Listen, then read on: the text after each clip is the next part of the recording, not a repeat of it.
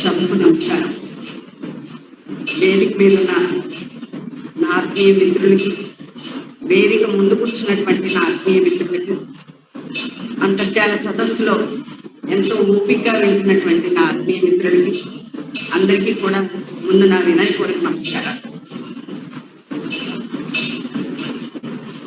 నేనేం రాస్తున్నానో, బాగా రాస్తున్నానో, బాగా రాయట్లేదు, అసలు ఏం చెప్పదలుచుకున్నాను అనేది ఇప్పటిదాకా చాలా మంచి చర్చ కింద చేసి నాకు నేనే కొంచెం అర్థమయ్యేలాగా చేసినటువంటి గొప్ప విమర్శకులకి, మిత్రులందరికీ కూడా నమస్కారం. అయితే నాకు తెలిసినవి 4 మాటలు ఏమిటంటే, ఈ సంస్కృతి అనే మాట అన్నారు కాబట్టి, ఈ సంస్కృతికి కారణం మన బ్రాటప్పే. కాబట్టి ఒక ప్రేమ పొందగలిగిన, ప్రేమ ఇవ్వగలిగిన తల్లిదండ్రుల మధ్య, మంచి ప్రేమ ఇచ్చేటువంటి తల్లిదండ్రుల మధ్య బాల్యాన్ని చాలా హాయిగా ఆడుకోగలిగేటువంటి స్వేచ్ఛ ఉన్నటువంటి వాతావరణంలో పెరిగిన నేను, మా నాన్నగారు, మా అమ్మగారు నాకు ఇచ్చినటువంటి స్వతంత్రం, హాయిగా ఆడుకొనిచ్చి ఎలాంటి కులమత భేదాలు లేకుండా అన్ని వర్గాల వాళ్ళు, కింద వాళ్ళు, చాలా తక్కువ వాళ్ళు కూడా నాతో పాటు ఆడుకునే అవకాశం ఇచ్చారు మా అమ్మగారు. వీళ్ళు ఎందుకు వచ్చారు, వీళ్ళు రాలేదు అని అనలేదు. కాబట్టి బహుశా ప్రేమ నాకు అప్పుడే స్టార్ట్ అయిందని నేను అనుకుంటాను. మనుషుల్ని ప్రేమించే గుణం బాల్యంలోనే అలవడుతుంది. మనుషుల్ని ద్వేషించే గుణం కూడా బాల్యంలో అలవడే ప్రమాదం ఉంది. అలాంటి ఒక దుస్థితికి నన్ను వెళ్ళనివ్వకుండా నన్ను హాయిగా ఆడుకొనిచ్చి అందరి పిల్లల్ని ప్రేమించేలాగా, అందరూ మా ఇంటికి వచ్చి గంటలు గంటలు ఆడుకున్నా ఎవరికి అభ్యంతర పెట్టక ఉన్నటువంటి కారణం ఇక్కడ మా అమ్మగారికి. కాబట్టి మొదటి బీజం తల్లిదండ్రుల వల్లే నాకు అలవడింది. అయితే మనుషుల మనస్తత్వాన్ని అర్థం చేసుకోవడం, అనేక రకమైన క్లాషెస్, ఇందాక చినవీరభద్ర గారు చెప్పారు.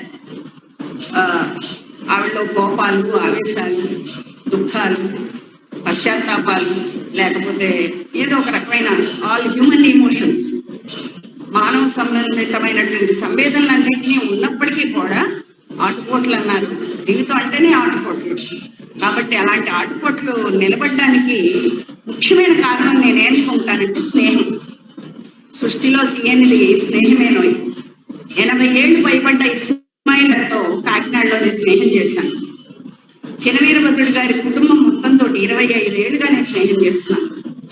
వారి అమ్మగారు, వారి నాన్నగారు ఎంత వినయం మూర్తిభవించినటువంటి వ్యక్తులు వాళ్ళు. నేను చాలా దిగ్భ్రమకు లోనయ్యాను. మొట్టమొదటిసారి వాళ్ళ అమ్మగారిని, నాన్నగారిని చూసినప్పుడు ఇంతంత రత్నాల లాంటి పిల్లల్ని పెట్టుకుని, ఇంత సాహితీమూర్తుల్ని ఇంటి నిండా పెట్టుకుని, ఆయన ఎంత సింపుల్ గా ఉన్నారు వాళ్ళ నాన్నగారు. అమ్మ ఎంత ఉదారంగా మాట్లాడతారు, దగ్గర కూర్చుని కోడళ్ళ మీద అలా చూస్తూ ఉండిపోయాను. అలాంటి వాతావరణం నుంచి వచ్చిన అపురూపమైనటువంటి వ్యక్తులు నాకు ముందు స్నేహం లభించడం వల్ల నాకు ఏదైనా పొటెన్షియాలిటీ నాలో ఉంది. 62 ఏళ్ళుగా ఎంతో జీవితాలతో పోరాడుతూ, మానవ సంబంధమైనటువంటి సమస్యలు ఎన్నింటినో ఎదుర్కొంటూ, కుటుంబాల్లోనూ బయట ఎదుర్కొంటూ కూడా ఇలా నిలబడడానికి నాకున్న శక్తి అలా నా స్నేహమే. ఆ స్నేహం చినవీరభద్రుడు లాంటి వారి దగ్గర నుంచి మా రవికాంత్ దాకా. ఈ ఊరు రాగానే లక్ష్మీనారాయణ గారు, పెనుగొండ లక్ష్మీనారాయణ గారు, నాకు పెద్దగా సాహిత్యం 2-3 కథలు రాసున్నాను. పెద్దగా సాహిత్యం తెలియదు. పరచూరు రాజారాం గారి గోపీచంద్ రాసిన మెరుపుల మరకలకి వెనకాల ఆయన రాసిన పీటికి చూసి వెళ్ళా. ఆయన చాలా నవ్వారు. ఎవరైనా కథలు బాగున్నాయని వస్తారు, నువ్వు పీటికి బాగుందని వచ్చావేంటమ్మాయి నా దగ్గరికి అని అడిగారు. అలాగే ఇస్మాయిల్ గారి పరిచయం.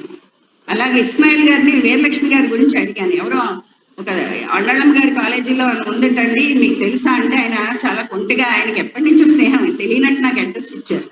అలా వీరలక్ష్మి గారితో నాకు పరిచయం ఏర్పడి ఒక కొత్త వరవడిలో ఒక సౌందర్యాన్ని చూపించగలగడం. అంటే సమస్యలు మండిపోతుంటే దిగిరాను దివి నుండి భూకి అయిన కృష్ణశాస్త్రం, ఎస్కేపిస్ట్లో ఉద్యమాలకు వ్యతిరేకంగా వెళ్ళే నిద్రపోతున్న వాళ్ళు కథకులు కారు అని వీరభద్రుడు గారు చెప్పడం నాకు చాలా నచ్చింది. అలా చెప్పడం కాబట్టి మనిషికి నేను నమ్మిన సిద్ధాంతాలు 2: 1 కరుణ, 2 సౌందర్యం. 2 కావాలి. కరుణ ఈ సమాజం, తోటి మనుషుల పట్ల, సమూహం పట్ల కరుణ తప్పనిసరిగా ఉద్యమాలు ఏమిటి, కత్తులు పట్టుకుని వెళ్ళాల్సిందే, తప్పులేదు. ఇప్పుడు అదే ఆయన ఫైట్ చేస్తున్నది కూడా, వెళ్ళాల్సిందే. నేను కూడా నన్ను రమ్మంటే ముందే నుంచుంటాను. ఒక ఒక వెనకబడ్డ వాళ్ళకి, ఏ వర్గానికైనా, ఏ జాతి అయినా, ఒక మానవుడు దుఃఖిస్తుంటే, ఒక పసిపిల్లాడు దుఃఖిస్తుంటే, ఒక స్త్రీ దుఃఖిస్తుంటే, నేను స్త్రీవాదానికి వ్యతిరేకం ఏమీ కాదు. స్త్రీవాదం, నిజమైన స్త్రీవాదం ఎక్కడ ఉంటుందంటే, స్త్రీ అంటేనే తల్లి. ఆ స్త్రీవాదానికి ఎట్టి పరిస్థితులని, స్త్రీ కాదు ఏ మగవాడు మాత్రం దుఃఖపడితే ఊరుకోగలం? మగవాడు నా బిడ్డ కాదా? మగవాడు నా భర్త కాదా? కాబట్టి నా తండ్రి కాదా? కాబట్టి ఇట్లాంటి వ్యత్యాసాల కంటే ఇంకొంచెం బ్రాడ్ అండ్ అవుట్లుక్ లో చూస్తూ సమస్య మూలాల్లోకి వెళ్ళటం. నాకున్న పరిధి, నాకు తెలిసిన పరిధి ఏమిటంటే రెండే. ఒకటి, కుటుంబం వ్యవస్థ ఒకటే కాదు. నేను కుటుంబానికి పరిమితం అయ్యే రాయాలనుకోవడం కూడా అనుకోలేదు. కానీ తెలిసిందే రాయడం కరెక్ట్ అనే మాట నన్ను స్పందింపజేసి ఆ విషయం మీద రాస్తే బాగుంటుందని అనిపించబట్టి అవి రాయడం జరిగింది. అంతేకాకుండా మరొకటి నాకు ఇష్టమైన అంశం ఇంకొకటి ఏంటంటే తత్వం, తాత్వికత. సంగమం కథ అట్లా వచ్చింది. మా సోదరి నన్ను విడిచి వెళ్ళిపోయినప్పుడు తనతో నాకు ఉండేటువంటి అత్యంతమైనటువంటి ప్రేమ వల్ల ఒక రాత్రి నిద్ర పట్టక దుఃఖపడి రాసింది సంగమం. ఆ సంగమం కథ అని వీరలక్ష్మి గారు చాలా చక్కగా దాన్ని వివరించారు.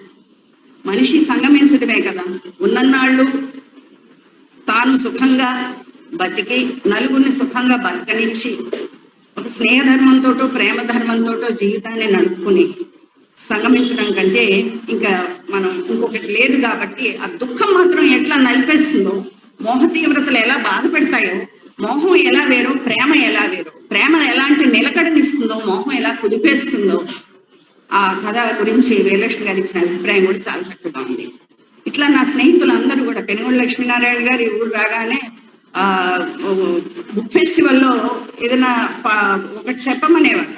ఏం చెప్తాను అంటే ఏదో చెప్పమని నాకు హోంవర్క్ ఇచ్చేవారు. ఆచంట శారదాదేవి కథలు మాట్లాడండి, మొన్న శ్రీపాద సుబ్రహ్మణ్య శాస్త్రి గారి మీద అరసంలో మాట్లాడండి, లేకపోతే త్రిపుణేని గోపీచంద్ దానికి రాసిన అమ్మంగి వేణుగోపాల్ గారు రాసిన దానికి మాట్లాడండి, లేదా మరొక ఆవారా మసీహ విష్ణు ప్రభాకర్ అని రాసిన పుస్తకం మీద మీరు మాట్లాడండి.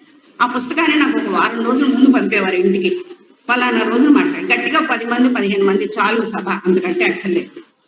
ఆ 10 మంది దానికోసం నేను నిజంగానే ఒక వారం రోజులు ఆ పుస్తకాన్ని చాలా జాగ్రత్తగా శ్రద్ధగా చదివి అందులో నాకు అర్థమైనటువంటి బట్టి నేను చెప్పడానికి ప్రయత్నించేదాన్ని.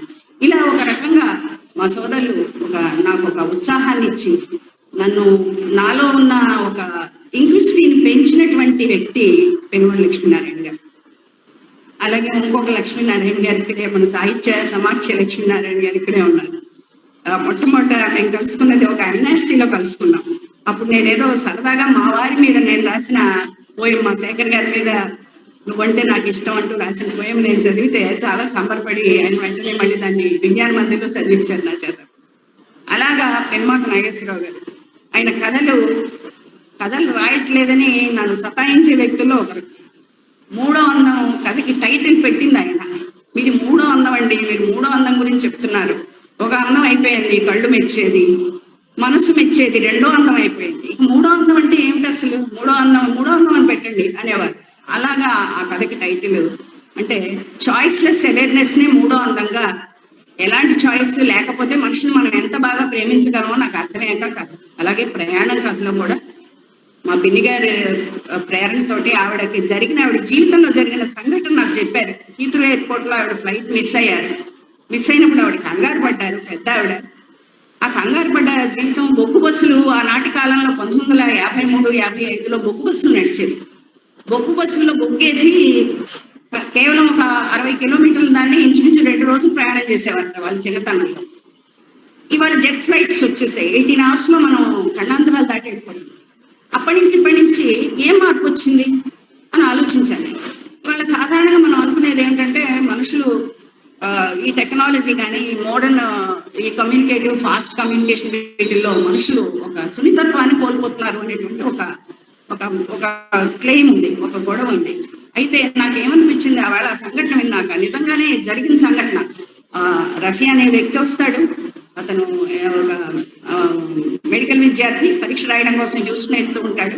అతను మా పిన్ని గారికి సహాయం చేయడం, వీళ్ళిద్దరూ గుజరాతీ పాటలు పాడుకోవడం, ఆ ఫ్లైట్ ఎక్కించడం, ఇదంతా నాకు చాలా సంతోషం కలిగింది. అప్పుడు నాకు ఒక విషయం అర్థమైంది, మన లేదు లేదు అనుకునేది మన హృదయాల్లోనే ఉంది. ఆ ప్రేమ మనిషి పట్ల మనిషికి ఎక్కడ పోలా. వీణ మీటకుండా రాగం పలకలేదని అంటాం తప్పు కదా.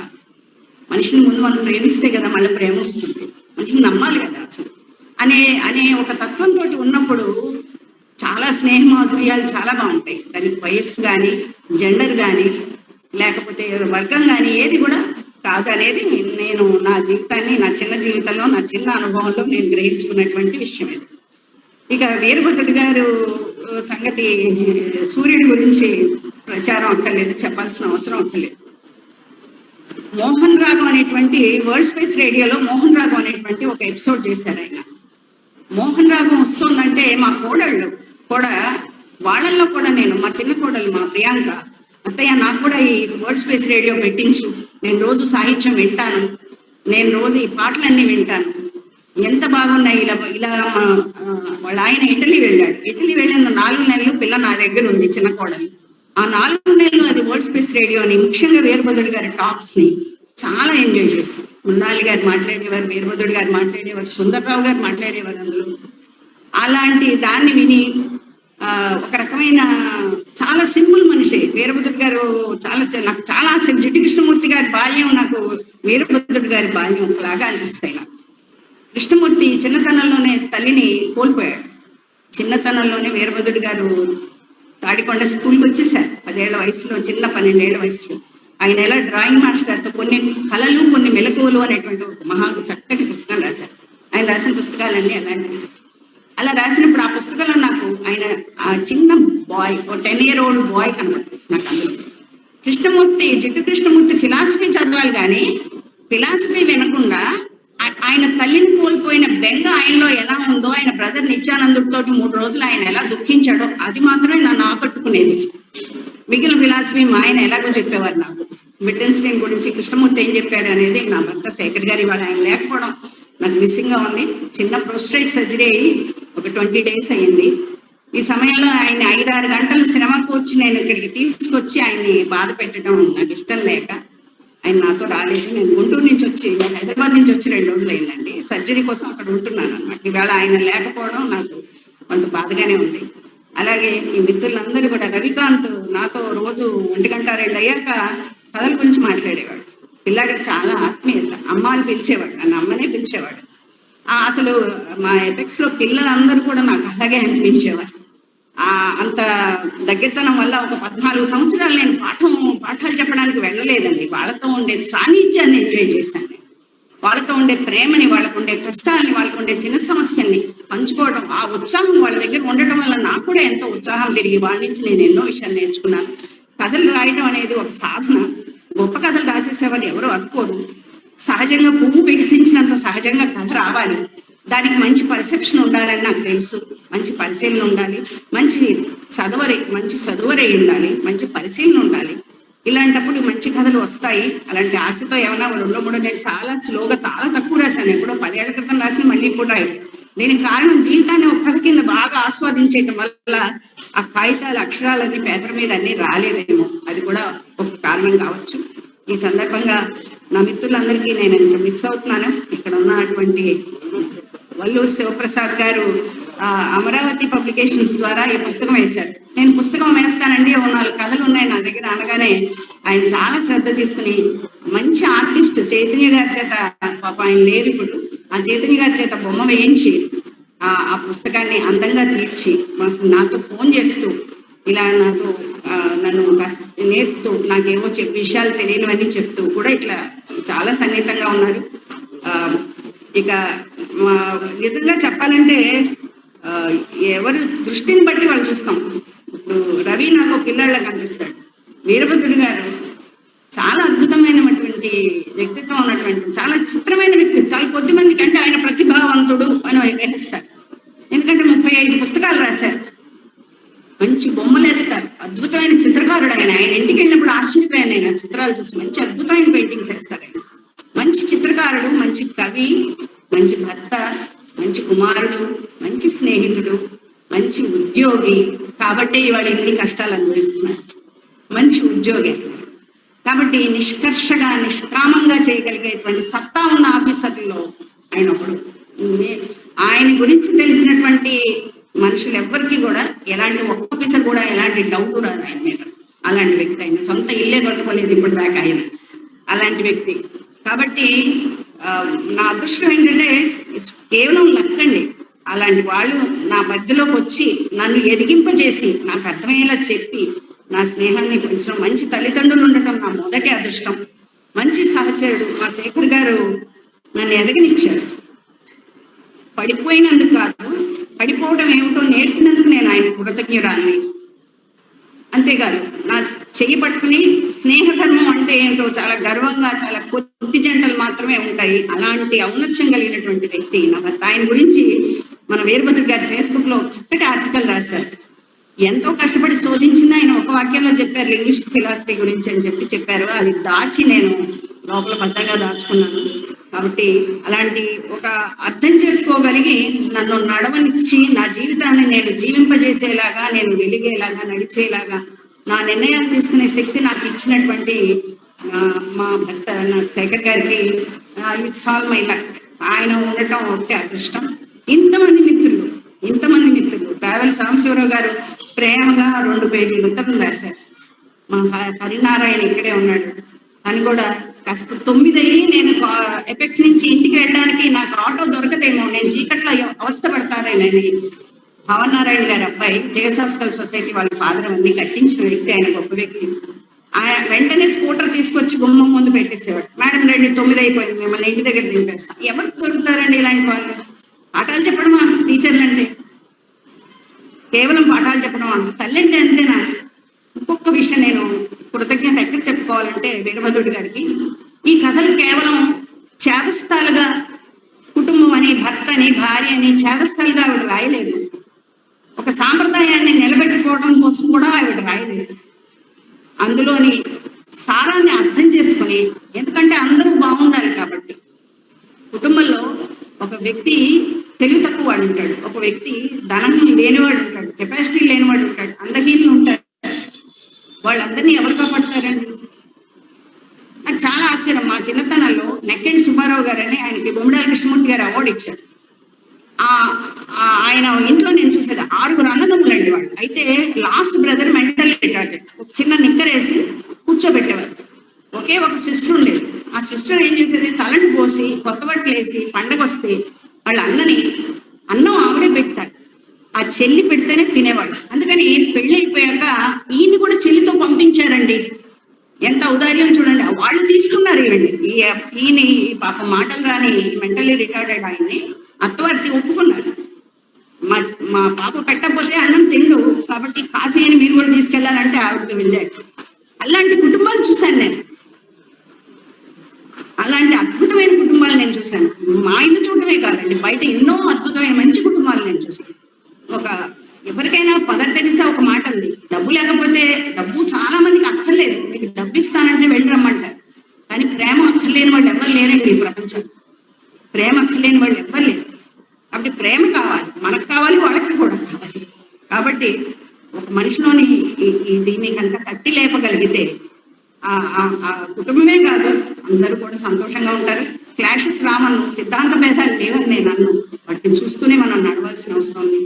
అందరికీ ఇలాగా ఇక్కడ సమావేశానికి వచ్చిన మిత్రులకి, ఇప్పటిదాకా మోదుగుల రవికృష్ణ గారికి ఎంతో ప్రేమగా నన్ను ప్రోత్సహించి కథ పడగానే ఫోన్ చేసి రాత్రి 9 అయినా సరే, ఏమన్నా మీ కథ నాకు నచ్చేసింది, వింటున్నారా, మళ్ళీ రేపైతే ఎలా ఉంటాను, ఈ మూడ్లో మీకు చెప్పేయాలి ఇప్పుడు అని చెప్పి రాత్రి 9 ఫోన్ చేసి చెప్పేవాడు రవికృష్ణ గారు. ఆ అబ్బాయిని చూసినా నాకు ఎందుకు పుత్రవాత్సల్యం కలుగుతుంది. నా అదృష్టంగా, ఇదంతా నా అదృష్టంగా భావిస్తున్నాను. నేను గొప్ప కథలు రాసానేమో రాయలేదు, ఇవి చర్చ కాదు. నన్ను నేను తెలుసుకుని ఇంకా మంచి కథలు రాసేందుకు నాకు ఎలాగో అదొక ఆధారం. అంతేకాదండి, జీవితంలో కూడా రిఫ్లెక్ట్ అవ్వడం కూడా నాకు చాలా ఇంపార్టెంట్. కథల కోసం కథలు రాయకూడదు, జీవితం కోసం కావాలి. ఈ జీవితంలో నేను కథల్లో చెప్పే అంశాలను నేను పాటిస్తున్నానా లేదా, ఈ కథల్లో నాకు రిఫ్లెక్ట్ అవుతున్నటువంటి కరుణ, దయ నా తోటి వాళ్ళ పట్ల, నా కుటుంబం పట్ల నాకు ఉన్నాయా లేవా, నాకున్న స్వార్థాన్ని పక్కన పెట్టేసి, నాకున్నటువంటి సంశయాలను పక్కన పెట్టేసి నేను వాళ్ళ కోసం కరిగిపోగలనా లేదా. ఇలాగా ప్రతి ఒక్క వ్యక్తి ఇలా ఆనందంగా పంచుకుంటూ ఉంటే దరిద్రం అనేది ఉండదు, భావ దరిద్రం ఉండదు, ఈ దరిద్రం కూడా ఉండదు. కాబట్టి ఇప్పటిదాకా ఓపికగా ఉన్న మిత్రులందరికీ, నా స్నేహితులకి, విద్యావేత్తలకి, సాహితీమూర్తులకి వినయపూర్వక నమస్కారాలు తెలియజేసుకుంటూ ముగిస్తున్నాను.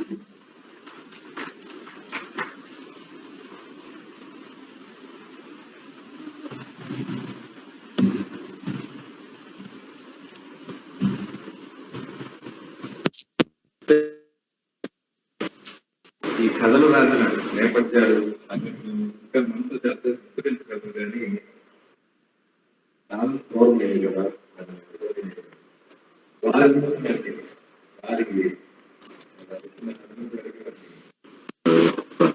ఇప్పుడు అతిథులందరినీ లలిత గారు సత్కరిస్తారు. చైతన్య గారు